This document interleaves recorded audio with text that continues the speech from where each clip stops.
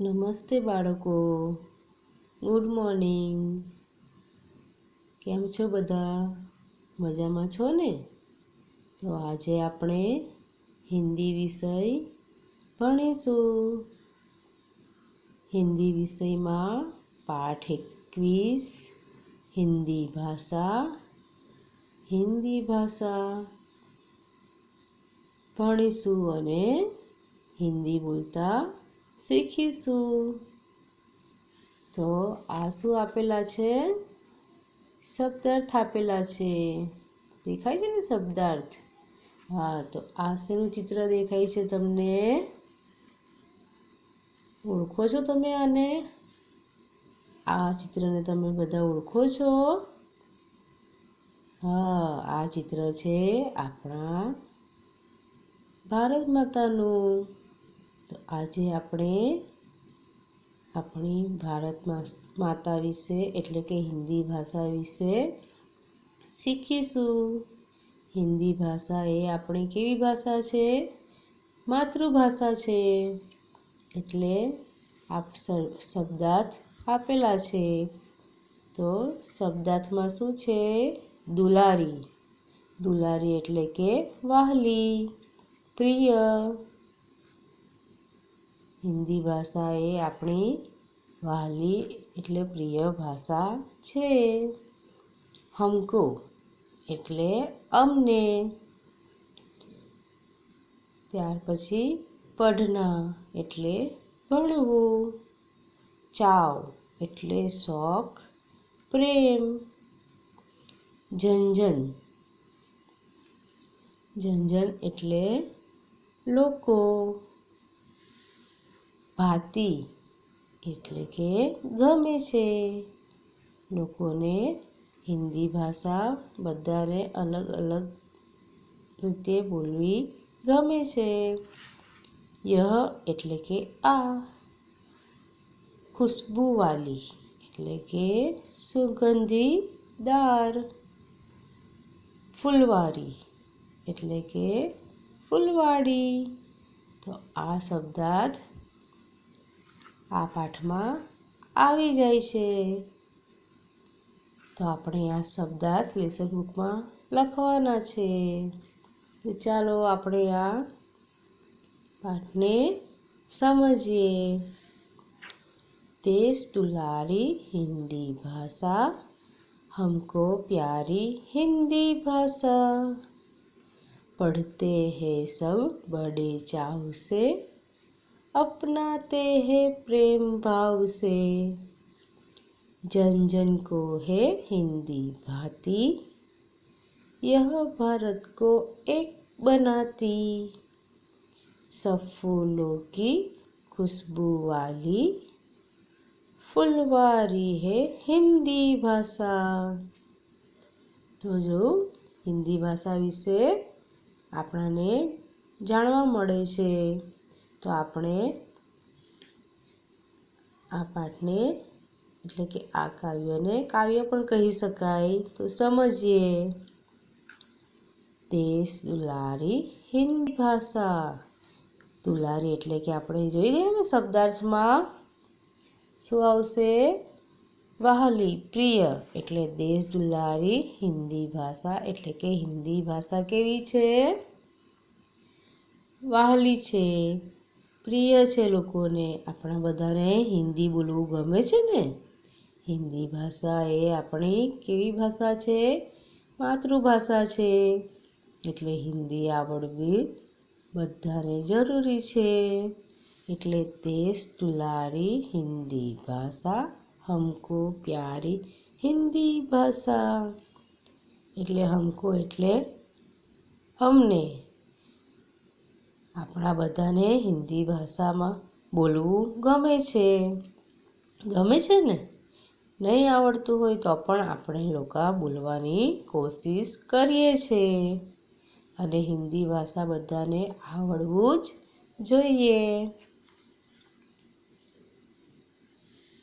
पढ़ते हैं सब बड़े चाव से अपनाते हैं प्रेम भाव से. पढ़ते हैं सब बड़े चाव से यानी के આપણને હિન્દી વિષય ભણવામાં પણ આવે છે ને? આવે છે કે નથી આવતું? હા, આવે છે. તો આપણે લોકો સ્કૂલમાં પણ ભણીએ છીએ ધ્યાન આપીને.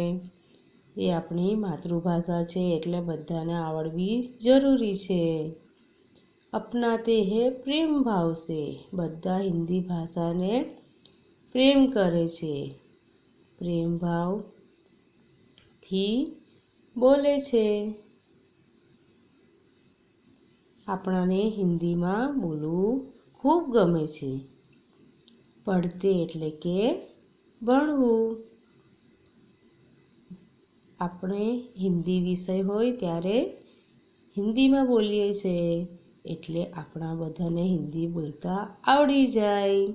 પડતે હે સબ બડે ચાવ સે, અપનાતે હે પ્રેમ ભાવ સે.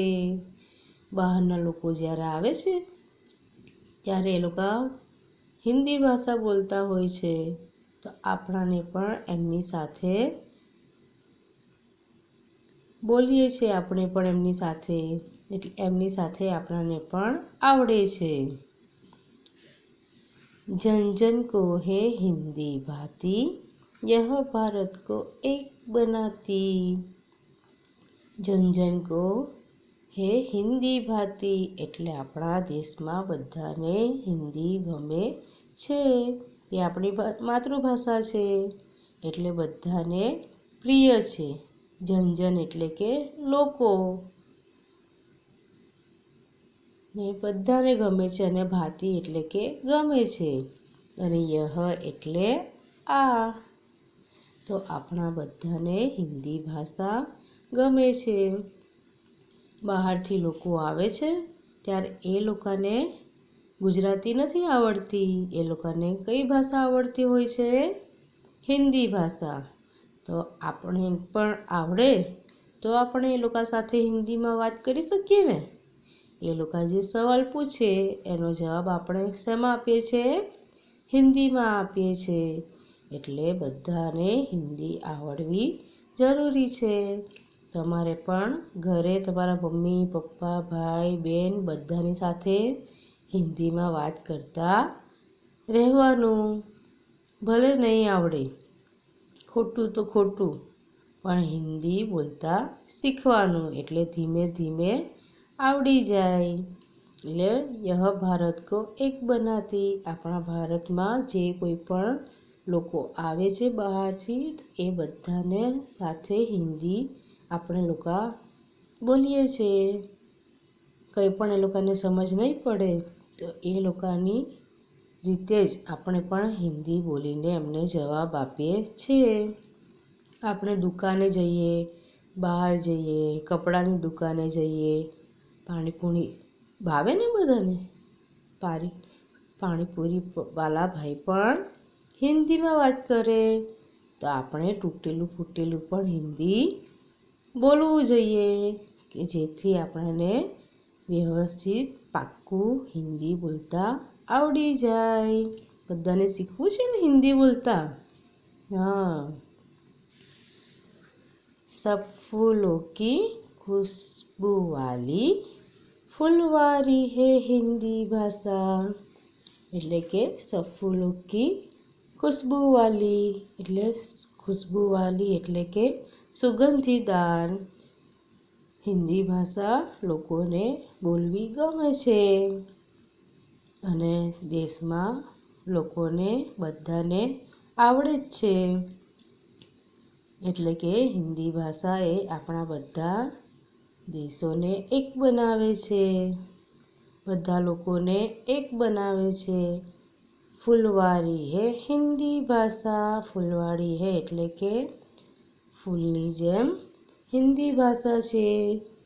જેની સુગંધથી લોકો એકબીજાની સાથે હિન્દી બોલે છે અને હિન્દી લોકોને આવડે છે. તો આપણે બધાએ પણ શીખવું જોઈએ. મજા આવી ને બધાને? તો બધા ઘરે હિન્દી બોલતા શીખવાનું છે. ત્યારબાદ સ્કૂલમાં પણ બોલવાનું છે બધા સાથે. તમને નહીં આવડે ઘરમાં નહીં બોલાતી હોય તો આપણું કોઈ મિત્ર દોસ્ત એને આવડતું હોય, આજુબાજુવાળા બોલતા હોય હિન્દી ભાષા, તો આપણે એ લોકોની સાથે હિન્દીમાં વાત કરવાની છે, એટલે જેથી આપણને હિન્દી બોલતા આવડી જાય. આવડશે ને બધાને? હા, તો ચાલો આપણે સ્વાધ્યાય જોઈએ. स्वाध्याय प्रश्न 1। नीचे दिए हुए हिंदी शब्दों के लिए गुजराती शब्द लिखो। નીચે આપેલા હિન્દી શબ્દ માટે ગુજરાતી શબ્દો લખો. તો શું છે પહેલું વાક્ય? દુલારી. આપણે ઉપર જોઈ ગયા ને શબ્દાર્થમાં. દુલારી એટલે કે પ્રિય, વહાલી. ત્યારબાદ ચાવ એટલે કે શોખ. શોખથી બધા બોલીએ છે અને દુલારી એટલે હિન્દી ભાષા આપણાને વહાલી છે. હમકો એટલે અમને, હિન્દી અમને બધાને બોલવી ગમે છે. ફૂલવાડી એટલે કે ફૂલવાડીના જેમ હિન્દી ભાષા એ સુગંધી છે. પઢના એટલે કે ભણવું, હિન્દી ભાષા ભણવું બધાને ગમે છે. યહ એટલે આ ભાષા. ત્યારબાદ પ્રશ્ન 2 જોઈએ. નીચે પૂછે હુએ પ્રશ્નોं के उत्तर लिखो. નીચે પૂછેલા પ્રશ્નના ઉત્તર લખો. હવે તો તમને આવડશે જ ને? આવડશે ને બધાને? હા, તો ચાલો જોઈએ આપણે. પ્રશ્ન 1। हिंदी देश की कैसी भाषा है? हिंदी देश की कैसी भाषा है? તો જવાબમાં લખવાનું છે આપણે हिंदी देश की प्यारी भाषा है। कैसी भाषा है? प्यारी भाषा है।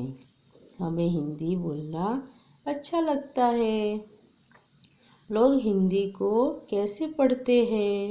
लोग हिंदी बड़े चाव से पढ़ते हैं। चाव यानी शौक, प्रेम से पढ़ते हैं। हिंदी भाषा क्या काम करती है? हिंदी हमारी राष्ट्रभाषा है, इसलिए यह भाषा हमारे भारत देश को एक बनाती है। हिंदी भाषा है वो हमारी कौन सी भाषा है? राष्ट्रभाषा है, मातृभाषा है। वो हमारे देश के सभी लोगों को क्या बनाती है? एक बनाती है। તો આ બધાને આવડશે ને? મજા આવી ને હિન્દી ભાષા ભણવાની? આ જ રીતે તમારા બધાએ પણ ઘરેથી હિન્દી લખતા વાંચતા શીખવાનું છે. બધાએ આ શબ્દાર્થ લખવાના છે,